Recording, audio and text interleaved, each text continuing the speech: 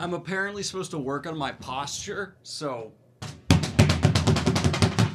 I'm gonna be sitting on this now. I don't know how I'm supposed to not play with it, but we'll get there. Berserk, the assassin. Last we checked in with the Master Swordsman, I think it was called. Master of the Sword, Guts was kind of being full-on manipulated by Griffith, and I have compared their relationship to Charles Manson and his cult members. Griffith is absolutely terrifying in his simple, sweet maneuvers, coming ever closer to greater and greater power, and then we get those glimpses as a reader letting us know this man is a monster. Granted, we've already seen his future, but still. And this whole arc started out as me kind of going like, hey, okay, it's being a little too blunt and showing us It became amazing. This actually might be, in terms of character work, especially for Guts, my favorite sequence yet. And before we get into all of the praise, I of course just want to get in some criticisms that I can't narratively smoothly talk about as we are going through these pages, so I just want to address them up front. I think the common criticism that I see online that Berserk doesn't have great representation of female characters is holding up to be true, at least this far in the story for me personally. They are either love interests, totally naive, manipulatable, just like peons and pawns to be moved, or they're being brutally, violently murdered or worse. And that's kind of just what Berserk is using female characters for at this time. It could get better, we are still early on, but I've seen that criticism enough that I'm definitely noticing it here within the pages. And I would also say that there's a tinge of Griffith being too trusted too quickly for me to believe it within these ranks. But if I was a Berserk fan, I would probably counteract that by saying, one, this guy has all kinds of forces around his neck. We aren't sure exactly how they're affecting those around him, so possibly it's supernatural. And we aren't seeing all of Griffith's political plays. We're only seeing the ones that affect Guts, and we can see through his narrative lens. So while I haven't personally seen it, and I hope I get a more detailed look at how Griffith has risen so fast, it's not that big a deal. It's just a personal preference. I like seeing the political side of stuff more. Now, the praises I can't talk about smoothly as we go through is I want to specifically mention the way that the author beautifully sets up. Is the lens the right word? Because like it is still the shot of the panel, whatever, you know what I mean? The actual view we are provided with each piece of art is maybe the most skillful I've come across yet for a manga series like this, because time and time again, there is these cinematic positions and blocking that really beautifully represent the subtext of what's going on in the narrative. And I just want to put a praise on that right here, smack at the beginning, because wow, does it come through in Assassin, and is maybe one of the foundational legs of what allows this sequence to work so well. But all right, let's go ahead and jump into the meat of this review. So this storyline picks up directly after the end of the last one, and we see the king actually out on a stroll coming across Griffith and Guts. And knowing Griffith, I immediately assume he set this up. Like, I just assume he's been observing the king's morning strolls for and he's purposely put himself there. It just seems like something he's doing. It's where I'm at with him as a character. I just assume everything he's doing is a political play. Now, this encounter does not go smoothly, though, because Count Jules, the brother of the king, does not like that Guts doesn't bow. Griffith does immediately, but of course Guts is like... And to the king's credit, actually setting him up as a king that, like, I kind of am like, all right, maybe you're not the worst. He's like, it's fine. I'm out on a stroll. Not everyone around needs to bow to me all the time. Relax. And there's clearly a setup happening for this count to not like Griffith. But more importantly, possibly for the long-term scheme going on here, the princess is also out and about and is then seeing Griffith. And Griffith, being the super uber beautiful person that he is clearly getting some extra attention. The princess is like, ah! I'm taking full advantage of the yoga ball. Now, Princess Charlotte, as we learn her name to be, is very shy, but she's back and forth and happens to trip, and Griffith romantically catches her. Gorgeous hair blowing, and God, even I'm attracted to Griffith. F*** Count Jules, though, seeing Griffith catch the princess, fucking like, no! You do not touch royalty. bad commoner. Of course, this sets off Guts, and he's like, hey, I'll murder the shit out of you. Griffith calms him down, being the political little maneuvery monster he is, and everything's settled. But there is one last longing gaze between Griffith and the princess, and they're like, what the fuck? All right, we also see Count Jules overhearing some, like, maids of the castle talking about how wondrous Griffith is, and this puts his little teethies on edge. He's like, oh, like that Griffith boy. He's a bad man. And like this Count we're set up to definitely not like, but internally as a reader who knows more than most going around in this castle, I'm sitting there like, dude, you're 100% right, and kill him. Oh, you're planning to. Wonderful. Because after a minister comes and plants the idea in the Count's head, setting up, I assume, some kind of grander anti-Griffith force in the future, he does decide, we're gonna kill this commoner who's jacking up through the ranks, because I don't trust him. And I don't like the Count, you suck. I'm on your side because you're right, but you suck. I do want to say maybe my first criticism of the art within Berserk, because in general I absolutely think it's phenomenal. This dude's facial expression 99% of the time is just I'm frothing with anger. Damn it, I hate that Bob Barker. Look at this fucking face. How are you not popping out a hemorrhoid every 5 minutes? I think that's where hemorrhoids come from. I'm actually not sure. From like being stressed is what I'm saying, not like having a fate. Moving on. We then cut to Guts on top of a rooftop, just thinking about Griffith. I don't want to ship these two, because obviously don't. But there's a part of me that's just like, oh, you're on the rooftop thinking about you, boy.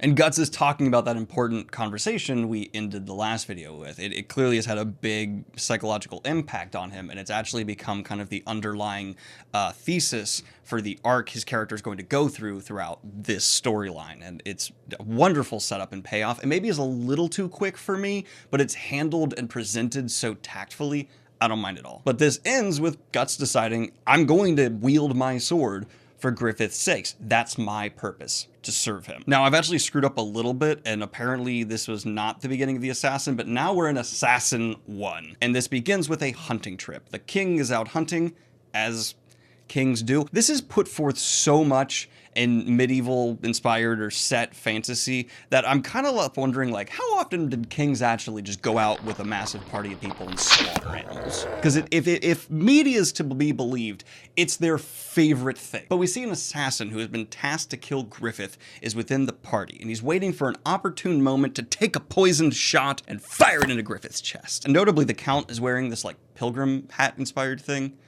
I just want to say, you're killing it. It looks fantastic. 10 out of 10 hat. There's also a little bit of tension between Guts and his crew, because Guts hates this job, but his crew is like, dude, this is 1,000 times better than being on a battlefield.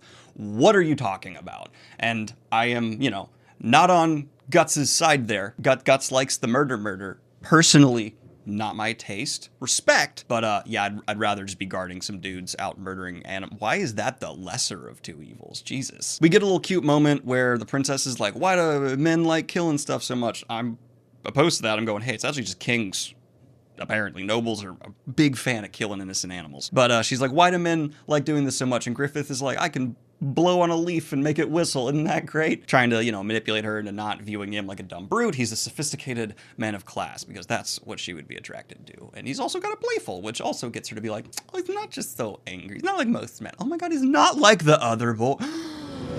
Griffith is one of the not like the other boys, guys. But the princess's horse gets startled, sending her off. Griffith goes after her, and the assassin sees his moment and takes his shot, landing a hit on Griffith, but it's blocked by the Behelit, which I assume this implies the Behelit actually has some protective properties and like manipulated chance to make that happen, because it's just an absurd chance otherwise. I'm just going to assume dark, twisty forces just save Griffith's life, which would make sense, and I don't mind it at all. Like, this does seem like something that artifact would do, and it makes him all the creepier. But Griffith insists he's okay, being like, guys, even if it's poison, didn't even scratch me. It's okay. It's more important we protect the princess, because everyone assumes it was an assassination attempt on the princess.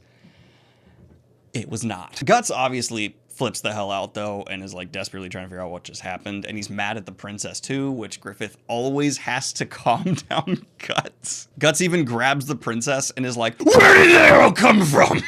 And she's like, "I don't know." But we even see the princess now apologizing to Griffith and his crew, being like, "It's my fault, oh my god." And Griffith is just like, "Yes, feel bad. Be under my control.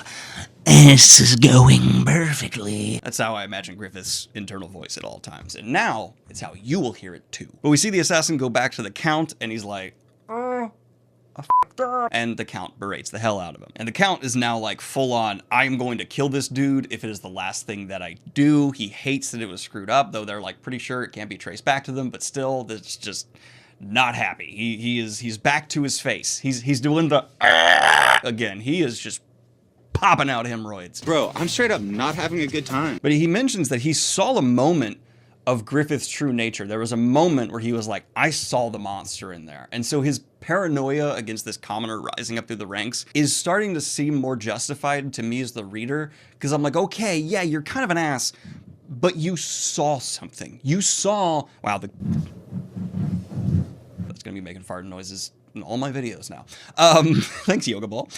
So we are now kind of more on his side, and I like this slow transition. It fits so well with how we should view Griffith as a whole, because there's always this like, oh, Griffith seems to be, oh, nope, this is bad. Whatever he's doing is bad. And whoever is set up against Griffith, even if their motivations are not good, they start seeing the truth. Because if you're working against Griffith, you're going to see those snippets of the reality. And so they start going from being unjustified to being like, oh no, I've stumbled upon something here. But we see Guts goes and meets Griffith in his study. And there's another kind of homoerotic sequence between them where Griffith just hands Guts porn and he's like, "You want to take a look at this?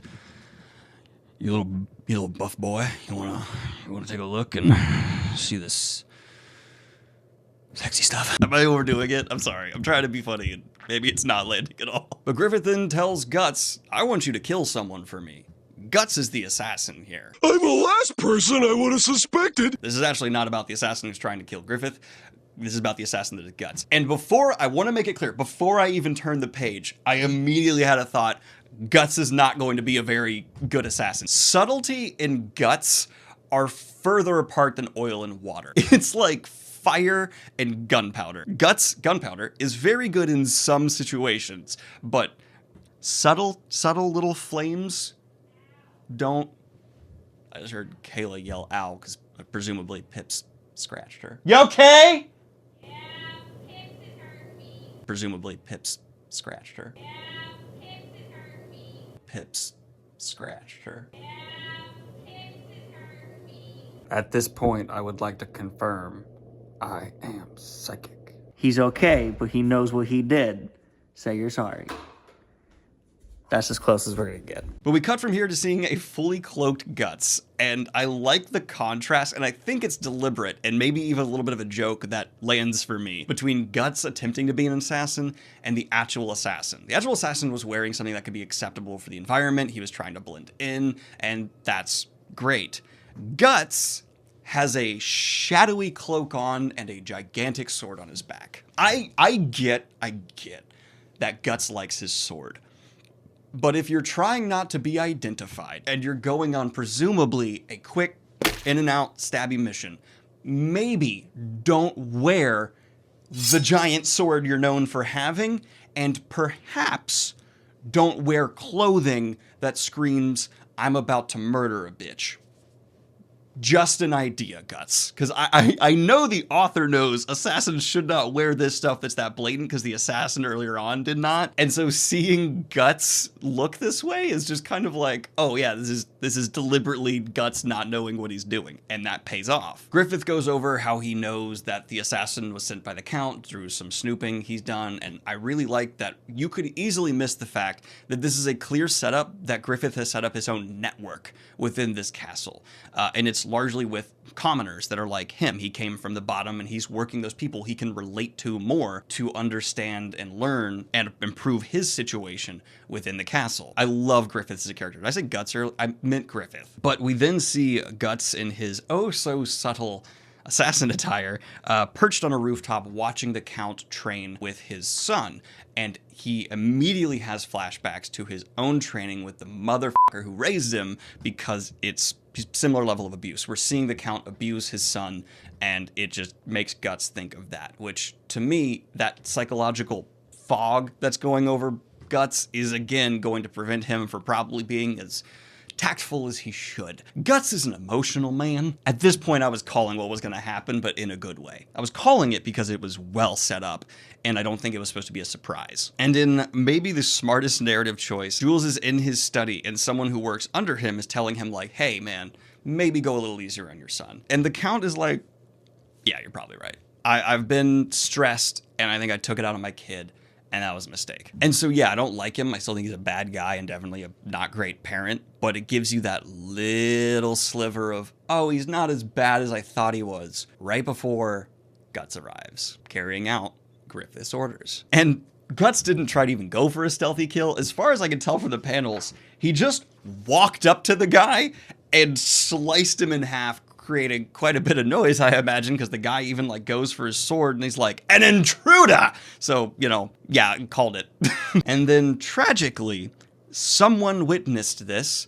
Guts sees a shadow at the door of a person who just saw him commit this assassination that could have been handled with a crossbow from that open window, Guts. I'm just saying, you know, if you weren't so loyal to the massive sword. And Guts, without thinking, immediately charges this figure and impales it with his sword, and it's the Count's abused son, which Guts just saw himself as through the trauma of how he was abused by the man who trained him. He just murdered a child. An abused child. Think about all the layers that are going on in Guts' head right now. That's why Berserk is so good. Oh my lord. The layers of trauma already within Guts, how it is being exploited, and then narratively through his own carelessness, how it gets so much worse is how you earned the Guts that we saw in the first few volumes. This is actually an author taking the time to earn a character who seems so over the top and ludicrous, and I'm in awe of it. And this is also why I think Kentaro does not expect the reader to actually be on Guts' side, at least not yet. It's very rare for an author to have the expectation of the audience to like side with a protagonist when they have murdered a kid. And I don't side with Guts. I feel bad for Guts. I feel like he's walking a tragic path and I want to help him be pulled out of it, but it's far too late. And this kid is so scared, he reaches out towards Guts, the man who killed him. That's a little detail that did not need to be there, and it's seasoning on the pain cake. You don't season a cake. It's seasoning on the pain steak. Shows us something that rhymed. And for the first time in the whole series, as far as I can remember, correct me if I'm wrong, Guts does a full-on, oh no, oh. And it gets worse because then guards arrive and Guts has to start slaughtering them, and he's in what in any other situation could have been a hilarious comedic circumstance where like an assassin's trying to escape but people keep walking in and he's just like, fuck, can't leave witnesses, fuck. But because of the tragedy backdrop, it instead just feels so stressful because Guts feels the guilt of an action like he has never before, I assume.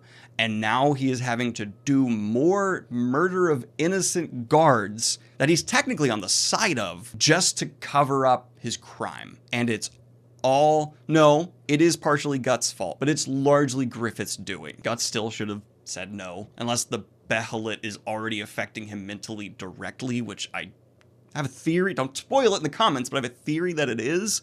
And so this is starting to make a lot more sense and line up with some of my really early predictions. But Guts managed to escape by jumping off a wall, hitting some branches, breaking open a sewer, and diving on in. And I think he faints in the sewer for a bit because we get this vision where he's back training with his abusive mentor, and Nosferatu Zod shows up, at least the figure of him, and kills his abusive mentor. And I was like, is he actually overcoming something due to the shock of what he just did? Or, oh no, because this figure of Nosferatu Zod then goes on to kill young Guts, and then the face of Nosferatu Zod is replaced with his own face, showing that Guts, in a very dramatic, effective presentation from the author, is of viewing himself now as equivalent or worse than the abuser who raised him. But we cut back to Guts's, party of peeps at their, I assume, wherever they stay within the city, in the castle. And they're all talking about, I don't know, it's got to be so nice to be Griffith off partying with the nobles. He's rising so high. Good for him. Casca sees Guts arrive home, bleeding and wounded. And she's like, what the hell, man? You were supposed to, you missed out. Typical problems with Guts not being a good soldier, which he's not. I think he's a great fighter. He's a bad soldier. Like, I don't think that's debatable. The text says that overtly, like he's not obeying orders, he's not doing strategically smart things, he just wants to fight. And when Casca tries to confront him, Guts just kind of ignores it all and just says, where's Griffith? And Casca tells him like he's at a party with some nobles, and Guts just heads on out trying to see him because obviously he's severely traumatized and he wants to see the one person who he sees as a friend, a safety figure, that kind of logic. And I think there are tears in Guts's eye, though it's so subtle I'm not entirely sure. I looked at this for far too long trying to judge, because I don't think Kentaro Miura would actually let a tear fall down his face, and it's trying to just subtly imply like he's actually broken. But Guts heads off to see Griffith at the party, and as he's approaching, he sees Griffith is with the princess, and Casca stops him. And what we watch Griffith say to the princess is a masterclass in manipulation, where without directly doing it, he's talking about just, well, no, it is pretty direct, but he's doing it in a way that almost seems humble, kinda. Like it's a playful kind of bragging. And he's making the princess view him as something greater and better and just amazing, and just, pumping her up to be in love with him. Obviously something that Griffith clearly wants because he's trying to seek, I assume, this throne. And with Casca stopping Guts and bandaging him up, they're able to overhear a lot of what Griffith is saying. And boy, does it have an effect on Guts. And I want to quote this exactly so you can understand just how poignant this is. It's appropriate for his manipulation for the princess, but Guts overhearing it is tragic for Guts. Forgive me, I've chattered on so. It must have been a boring topic for a lady. No, obviously he's just pumping her up to tell him to keep going so that it feels like something she's pulling out of him rather than, something he's planning in her head. Manipulation! I imagine all your friends too must have come so far with you, attracted by that charm. They are excellent troops. Together we have faced death many times. They are my valuable comrades, devoting themselves to the dream I envision. That I is important. To me, a friend is something else. Someone who would never depend upon another's dream. Someone who couldn't be compelled by anyone, but would determine and pursue his own reason to live. Guts. This is where we get the reaction shot of Guts, where you're like, oh no, this is the guy who just devoted himself to, oh no. Clearly Griffith is saying this to the princess to try and tell her oh, I'm actually going to be attracted to you having your own ambitions. I'm fine with that. I'm not like the other guy. But for Guts to overhear it, that's a rough one. And should anyone trample that dream, he would oppose him, body and soul, even if that threat were me myself. Now it's like he's rubbing salt in the wound for Guts. Jesus. What I think a friend is one who is my equal. Talking about that blocking, which is a theater term, which means where you're positioning people, and I'm just applying it to the page here. I actually don't know if it necessarily applies, but I'm doing it. We see Guts at the bottom of the stairs looking up to Griffin, actively spouting off about how much better he is and how he could never even see someone who's not ambitious as himself as a friend, implying all of his troops are just tools to be used, which heavily falls into what I said in the last video, where Griffith is great at convincing Guts and the reader he does care about him in some way, but in reality, he's a tool. And I think the entire reason Griffith risked his life to save Guts from Nosferatu Zod was entirely because he thought his plan was unachievable without his best warrior at his side. And that's why he did that. I don't think it actually came from any real place of care. I saw some comments where they were insisting it was, and maybe down the road there will be some layers to the relationship that is unveiled to be like that. But for me at this point, Griffith is purely a Charles Manson figure who does not give two shits about the actual well-being of those under him outside of keeping them strong and healthy enough and in line enough to get his goals done. Casca sees this too, though, and that's what really is going to be fascinating to see play out in the next few chapters. I'm really looking forward to see what her perspective on this dynamic she just got a very intimate insight into is going to play out. Griffith then goes back to kind of being playful with the princess, but they are interrupted by someone barging in and saying there's been an assassination, and then we get a panel of Griffith looking like this. That's a bad man. Casca turns to see Guts walking away. That is the end of The Assassin. Almost done with Berserk Deluxe 2. Wow.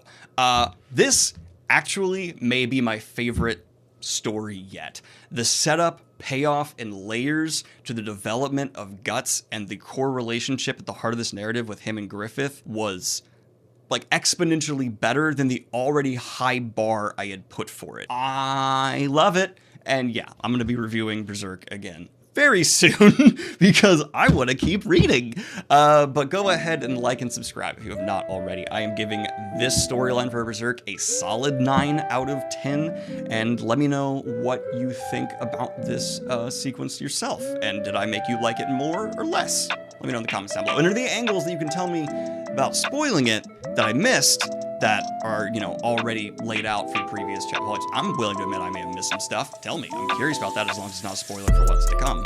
And yeah, have a good one, y'all. Bye!